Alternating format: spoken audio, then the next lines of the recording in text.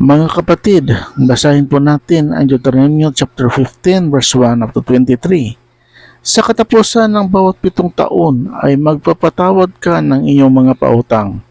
At ito ang paraan ng pagpapatawad. Bawat may pautang ay magpapatawad ng kanyang ipinautang sa kanyang kapwa. Huwag niyang sisingilin sa kanyang kapwa at sa kanyang kapatid sapagkat ang pagpapatawad ng Panginoon ay ipinahayag. Sa isang taga-ibang lupa ay iyong masisingil, ngunit anumang tinatangkilik mo na nasa iyong kapatid ay ipatatawad ng iyong kamay.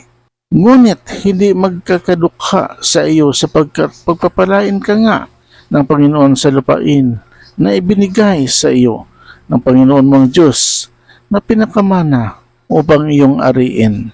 Kung iyong didinggin lamang na masikap ang tinig ng Panginoon mong Diyos na isagawa ang buong utos na ito na aking inuutos sa iyo sa araw na ito, sapagkat pagpapalain ka ng Panginoon mong Diyos na gaya ng ipinangako niya sa iyo, at ikaw ay magpapautang sa maraming bansa, ngunit hindi ka mangungutang, at ikaw ay magpupuno sa maraming bansa, ngunit hindi kanila pagpupunuan. Kung magkaroon sa iyo ng isang dukha na isa sa iyong mga kapatid, sa loob ng iyong mga pintuang daan, sa iyong lupaing ibinibigay sa iyo ng Panginoon mong Diyos, ay huwag mong pagmamatigasin ang iyong puso, ni pagtitikuman ng iyong kamay ang iyong dukhang kapatid, kundi iyong ang bubukhin ang iyong kamay sa kanya, at iyong ang pautangin siya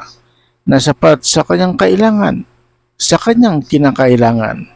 Pag-ingatan mong huwag magkaroon ng masamang pag-iisip sa iyong puso, na iyong sabihin ang ika-7 taon na taon ng pagpapatawad ay malapit na, at ang iyong mata ay magmasama laban sa iyong dukhang kapatid, at hindi mo siya bigyan, at siya ay dumaing sa Panginoon laban sa iyo, at maging kasalanan sa iyo. Siya nga ang bibigyan mo, at ang iyong puso ay huwag magdamdam pagka binigyan mo siya, sapagkat dahil sa bagay na ito'y pagpapalain ka ng Panginoon mong Diyos sa lahat ng iyong gawa, at sa lahat ng hipuin ng iyong kamay, sapagkat hindi mawawala ng dukha sa lupain kailanman. Kaya't aking inuutos sa iyo na aking sinasabi, bubukin mo nga ang iyong kamay sa iyong kapatid, sa nagkakailangan sa iyo, at sa dukha mo sa iyong lupain. Kung ang iyong kapatid na Hebreyong lalaki o babae ay ipinagbili sa iyo at maglingkod sa iyong 6 na taon, sa ika-7 taon nga ay iyong papagpalaming laya sa iyo. At pagka iyong papag-alaming laya sa iyo, ay huwag mo siyang papag-alaming walang dala. Iyo siyang papagbabaonin na may kasaganaan na bunga ng iyong kawan at ng iyong giikan at ng iyong pisaan ng ubas, kung paano ang ipinagpala sa iyo ng Panginoon mong Diyos ay bibigyan mo siya. At iyong alalahanin na ikaw ay alipin sa lupain ng Ehipto at tinubos ka ng Panginoon mong Diyos. Kaya't inuutos ko sa iyo ngayon ang bagay na ito, at mangyayari na kung sabihin niya sa iyo, hindi ako aalis sa iyo sapagkat iniibig kanya at ang iyong bahay, sapagkat kinalulugan mo siya. At kukuha ka nga ng isang pangbutas at ibutas mo sa kanyang tenga sa pintuan, at siya ay maging iyong aliping ng pakailanman. At sa iyong aliping babae man ay gayon din ang iyong gagawin.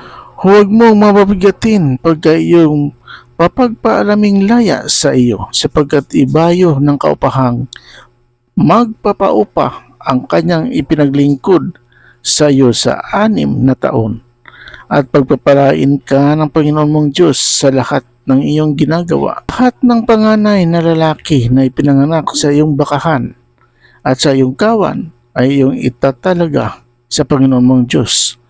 Huwag mong paggagawin ang panganay ng iyong baka, ni huwag mong gugupitan ang panganay ng iyong kawan. Iyong kakanin sa harap ng Panginoon mong Diyos taon-taon sa dakong pipiliin ng Panginoon.